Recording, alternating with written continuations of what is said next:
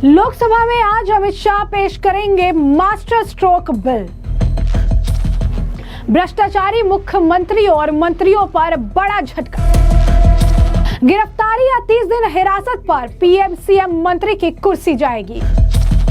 संसद के मॉनसून सत्र में आज का दिन बेहद अहम रहने वाला है। केंद्रीय गृह मंत्री अमित शाह लोकसभा में 3 अहम बिल आज पेश करने जा रही हैं। इनमें से एक विधेयक पर सबकी नजर टिकी है और हो भी क्यों ना, इस बिल में ऐसा प्रावधान है कि कोई भी मंत्री, मुख्यमंत्री, यहां तक कि प्रधानमंत्री भी अगर किसी अपराध में गिरफ्तार होकर लगातार 30 दिन तक हिरासत में रहता है तो उसे पद से हटना पड़ेगा। यह प्रस्तावित कानून केवल राज्यों और केंद्र शासित प्रदेशों के मुख्यमंत्रियों और मंत्रियों पर ही नहीं, बल्कि केंद्र के मंत्रियों और प्रधानमंत्रियों पर भी लागू होगा। लोकसभा में संविधान 130वां संशोधन विधेयक, जम्मू कश्मीर पुनर्गठन संशोधन विधेयक, केंद्र शासित प्रदेश संशोधन विधेयक पेश करने वाली है।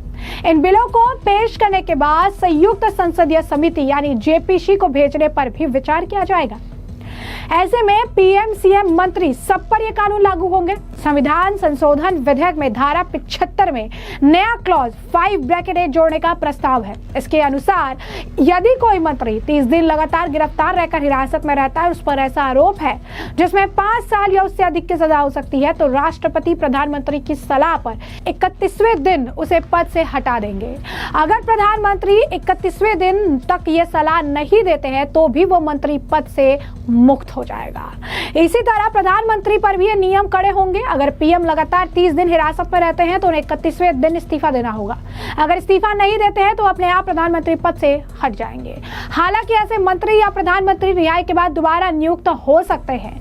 यही प्रावधान राज्यों और केंद्र शासित प्रदेशों के मुख्यमंत्रियों और मंत्रियों पर भी लागू होगा। इस बिल के तहत संविधान के आर्टिकल 75, 164 और 239A में संशोधन करने का प्रस्ताव है। आर्टिकल 75 प्रधानमंत्री और मंत्रियों के पद से जुड़े प्रावधान है। आर्टिकल 164 राज्यों के मुख्यमंत्री और मंत्रियों के प्रावधान है और आर्टिकल 239AA दिल्ली और केंद्र शासित प्रदेशों से जुड़े प्रावधान है। आखिर इस बिल को क्यों लाया गया है, ये भी समझिए। इस बिल को लाने के पीछे का मकसद और कारणों के बारे में भी साफ साफ बताया गया है। आज संविधान में ऐसे कोई स्पष्ट प्रावधान नहीं है जिससे किसी प्रधानमंत्री या मंत्री को गंभीर आरोप में गिरफ्तारी के बाद हटाया जा सके। जनता द्वारा चुने गए नेता लोगों की आशा और भरोसा का प्रतीक होते हैं। ऐसे में उनका चरित्र और आचरण किसी भी संदेह से परे होना चाहिए। यदि कोई मंत्री गंभीर अपराधों में गिरफ्तार होकर लंबे समय तक जेल में है तो यह संवैधानिक नैतिकता और सुशासन जनता के विश्वास को ठेस पहुंचाता है। ये जो कदम है यह अहम क्यों है, ये भी समझिए। इसे सुनिश्चित होगा कि आपराधिक मामलों में फंसे और जेल में रहने वाले लोग सत्ता में बने ना रहे। सरकार और लोकतांत्रिक संस्थाओं की पारदर्शिता, नैतिकता बनी रहे। जनता का विश्वास बढ़ेगा और उनके प्रतिनिधि दोष मुक्त और स्वच्छ छवि वाले होने चाहिए। अभिषेक मनु सिंघवी ने सवाल उठाए थे। हालांकि विपक्ष ने इस पर कड़ा विरोध जताया है। कांग्रेस सांसद अभिषेक मनु सिंघवी ने इसे विपक्ष को अस्थिर करने की साजिश बताया है। उन्होंने कहा है कि बिना दिशा निर्देशों के मनमाने तरीके से विपक्षी नेताओं की गिरफ्तारियां की जा रही है। ऐसे कानून से किसी भी विपक्षी मुख्यमंत्री को केवल गिरफ्तारी के जरिए पद से हटाया जा सकता है, जबकि सत्ता पक्ष के नेताओं को छुआ भी नहीं जाएगा। इससे पहले भी कई मंत्री और मुख्यमंत्री गिरफ्तारी के बावजूद पद पर बने रहे। जैसे कि एक लाइव एग्जाम्पल अगर हम आपको बताएं तो वो अरविंद केजरीवाल को आपने देखा। शराब घोटाले से लेकर कई घोटाले उनके नाम आए और उसके बाद अरविंद केजरीवाल लंबे समय तक जेल में भी रहकर आए और इसके बाद फिर मुख्यमंत्री पद पर विराजमान रहे।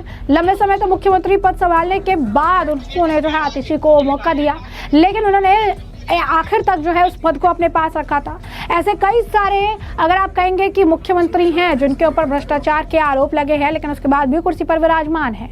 ये बात सभी को पता है कि किस तरीके से कर्नाटक के मुख्यमंत्री सिद्धरमैया, यहाँ तक कि डीके शिव कुमार के खिलाफ भी कई सारे मामले हैं, अरविंद केजरीवाल के खिलाफ भी कई सारे मामले हैं और ऐसे भी कई ऐसे नेता हैं जो आप कह सकते हैं जिनके ऊपर इस तरीके के भ्रष्टाचार से जुड़े हुए मामले हैं, जिनका राब्ता कांग्रेस से है या समाजवादी पार्टी से है या फिर अन्य जो है पार्टियों से रहा है। जैसे कि लालू प्रसाद यादव का भी अगर आप देखिए ट्रैक रिकॉर्ड अगर हम बात करें तो ऐसे में ये जो मुख्यमंत्री रहे हैं लंबे लंबे समय तक यह मंत्री रहे हैं और उनके खिलाफ भ्रष्टाचार के मामले रहे, वो जेल भी गए, जेल से आए लेकिन अपना पद नहीं छोड़ा।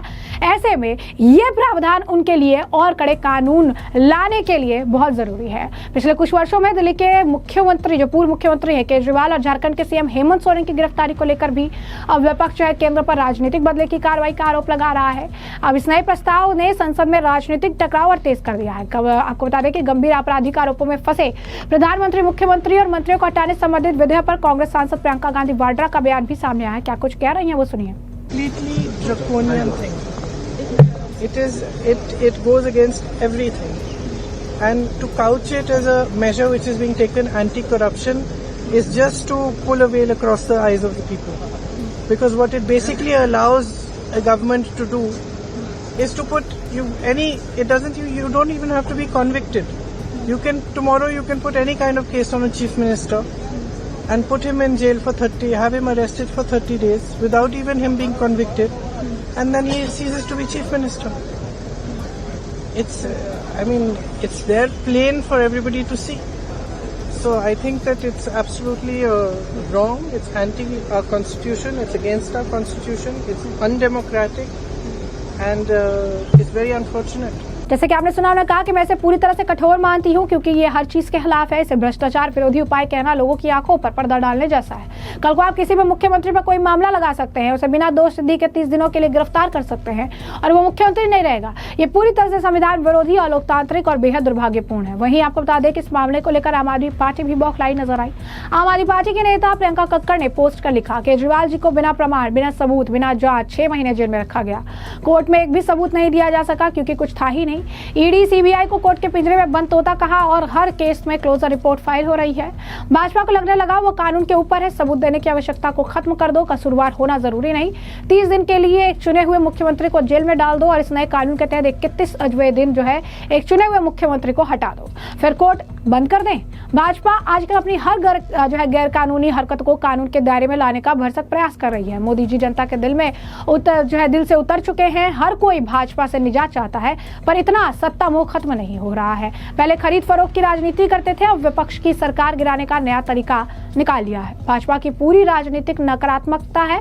टीडीपी और जदयू पर सबसे पहले प्रहार होगा। उन्हें भी इस बिल पर समर्थन देने से पहले गहरा चिंतन करना होगा।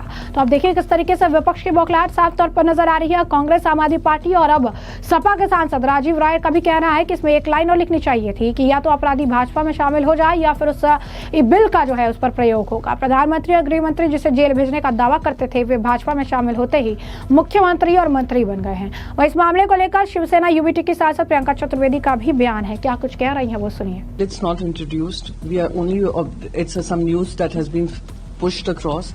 Last few days of the monsoon session left, just today and tomorrow, pushing a bill which we don't know details about, we don't have information about. I wouldn't want to speculate. However, the question does arise that why is this diversionary tactic being used at a time when the country is asking about the vote dacoity coming from the Election Commission of India? That's point one. Point two. The Bharatiya Janata Party has almost added ED, income tax, CBI in its toolkit, election toolkit, to make governments fall as well. We've seen how this has been weaponized to attack opposition leaders. Sitting Chief Minister Hemant Soren ji was accused under some political conspiracy and put behind bars. Accused, not convicted. The case was politically motivated. Similarly with Arvind Kejriwal ji. Sitting ministers of Kejriwal ji's government, whether it was Satyendra Jain ji, whether it was Manish Sisodia, or whether it was their floor leader of Rajya Sabha, Shri Sanjay Singh ji, all under politically motivated cases sent behind bars. Satyendra Jain ji spent over a year in jail to get a clean sheet now. So what does it speak of, misuse of such, agencies, and now creating an act which will be misused for opposition? We saw how Sanjay Rao ji was put behind bars, and it was the courts which came in and said a civil case was converted into a criminal case to politically tarnish his image and politically target him. So Bharatiya Janata Party has been known to do this, and for them to come with this kind of a bill, of course we want clean politics, of course we want clean leaders, of course we want clean politicians. But on the basis of accusations which are usually politically motivated to decide who will sit on the CM chair and who will not, is going against the mandate and the will of the people of the state that elects them and the state that gives them the vote. meeting there will be proper discussion in the parliament because only 2 days are I doubt it's also not going to be introduced simply because this is a diversionary tactic. तो जैसा कि आपने सुना, उन्होंने कहा कि हमने पहले भी ऐसी घटनाएं देखी हैं जिसमें दिल्ली के सीएम केजरीवाल के जो पूर्व सीएम है केजरीवाल को इस तरह से हमलों का सामना करना पड़ा था। उस समय भाजपा उन पर हमले का जश्न मनाती थी। कानून व्यवस्था की चुनौती देश की राजधानी में मौजूदा सीएम के दरवाजे तक पहुंच गई थी। यह बेहद चिंताजनक है। गृह मंत्रालय से सवाल पूछे जाने चाहिए क्योंकि दिल्ली पुलिस और कानून व्यवस्था उनके अधीन आती है। वहीं आपको बता दें कि उन्होंने यह भी कहा है कि किस तरीके से जो है इस बिल को लाकर गलत किया जा रहा है, क्योंकि केजरीवाल के खिलाफ भी इसी तरीके की प्रतिशोध की जो राजनीति है वो की गई थी और एक बार फिर से ऐसी ही राजनीति देखने के लिए मिलेगी। वहीं अगर बात करें बीजेपी नेताओं की, तो वो इस बिल को लेकर इसका समर्थन जता रहे हैं और कह रहे हैं कि भ्रष्टाचार पर लगाम लगाने के लिए ये बिल जरूरी है। जरा सुनिए बीजेपी नेताओं का इस बिल के समर्थन में बयान। भारत के संसद के लोकसभा में 3 महत्वपूर्ण बिलों पर चर्चा के लिए 3 नए बिल आज लोकसभा में पेश किए जाएंगे, जिसमें the constitution 113th amendment bill 2025, government of union territories amendment bill 2025 और the Jammu and Kashmir reorganisation amendment bill 2025। ये 3 महत्वपूर्ण बिलों पर आज चर्चा होगी। देश के अंदर जो भी संवैधानिक दायित्वों का निर्वाह कर रहे व्यक्ति हैं, जैसे माननीय प्रधानमंत्री, अलग अलग राज्यों के मुख्यमंत्री, अगर उन पर कोई सीरियस क्रिमिनल केसेस है और उन्हें गिरफ्तार किया जाता है, तो कानून के अंदर उनको हटाने को लेकर कोई प्रोविजन नहीं था। हमने देखा कि दिल्ली के मुख्यमंत्री रहते हुए श्रीमान अरविंद केजरीवाल साहब को जेल जाना पड़ा। दिल्ली के कई मिनिस्टर ऐसे थे जिनको मंत्री रहते हुए जेल जाना पड़ा, लेकिन कानून के अंदर कोई प्रोविजन ना होने के कारण से उन्हें हटाया नहीं जा सकता था। ये जो 3 महत्वपूर्ण बिल हैं, ये प्रधानमंत्री के पद से लेकर मुख्यमंत्री, केंद्रीय मंत्री, अलग अलग राज्यों के मुख्यमंत्री, केंद्र शासित प्रदेश यूनियन टेरिटरीज के चीफ मिनिस्टर्स और जम्मू कश्मीर के चीफ मिनिस्टर या मिनिस्टर्स अगर उस संवैधानिक पद पर रहते हुए उनके ऊपर सीरियस चार्जेस लगते हैं या क्रिमिनल केसेस के तहत उनकी गिरफ्तारी होती है, तो इन नए 3 बिलों के प्रोविजन के चलते उन्हें हटाने की संवैधानिक पावर्स जो है वो इस कानून के शक्ल में प्राप्त होंगी। इससे पहले पिछले 75 सालों में ऐसा कोई कानून नहीं था कि अगर संवैधानिक पदों पर बैठे हुए व्यक्ति गलत काम करते हैं और उनके खिलाफ क्रिमिनल केसेस रजिस्टर्ड होते हैं और उनकी गिरफ्तारी होती है, उन्हें उनके पद से हटाने को लेकर कोई प्रावधान नहीं था। इन 3 महत्वपूर्ण बिलों के लोकसभा में और उसके बाद राज्यसभा में पेश होने से एक कानूनी प्रक्रिया, एक प्रावधान वो बन जाएगा कि अगर कोई प्रधानमंत्री, केंद्रीय मंत्री, मुख्यमंत्री या स्टेट्स के मिनिस्टर और चीफ मिनिस्टर्स अगर कोई गलत काम करते हैं और उनके ऊपर केस रजिस्टर्ड होता है, उनकी गिरफ्तारी होती है, तो संवैधानिक तरीके से उनको हटाया जा सकता है। ये इन 3 महत्वपूर्ण बिलों के अंदर ये प्रावधान संसद के अंदर पेश किया जाएगा। तो ऐसे में आपने तमाम बयान सुने हैं और हमने आपको जो पूरा मामला है विस्तार से बताया। इस मामले पर अब आपकी भी जो राय हो हमें कमेंट सेक्शन में कमेंट करके जरूर से जरूर साझा करिएगा। धन्यवाद।